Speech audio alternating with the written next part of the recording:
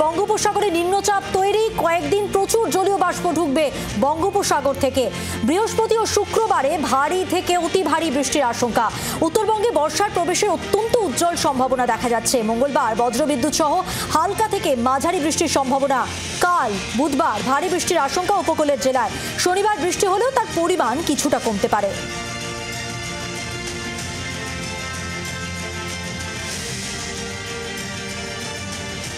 আগামী 24 থেকে 48 ঘন্টার মধ্যে উত্তরবঙ্গে বর্ষামঙ্গল। উত্তরবঙ্গের উপরের দিকের জেলা এবং পার্বত্য জেলাতে খুব সম্ভবত কাল পরশুর মধ্যে মৌসুমি বায়ু অর্থাৎ বর্ষা আনুষ্ঠানিকভাবে প্রবেশ করতে চলেছে।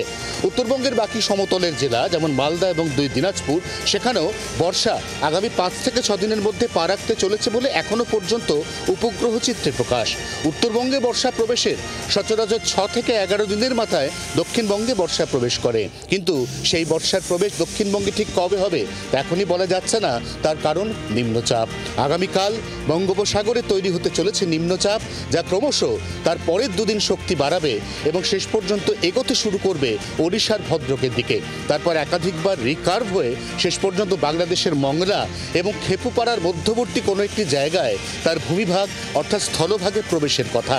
এই মৌসুমি বায়ুর সমস্ত ভাগ্য বা মুভমেন্ট এই মুহূর্তে নির্ভর করছে ওই নিম্নচাপের ওপর। অতএব এই নিম্নচাপ অর্থাৎ গোটা সিস্টেমের দিকে নিবিড় নজর রাখছে দিল্লির মৌসুম ভবন এবং আলিপুর আবহাওয়া দপ্তর। জি 24 ঘন্টার জন্য ক্যামেরায় দীপের সঙ্গে অয়ন, কলকাতা।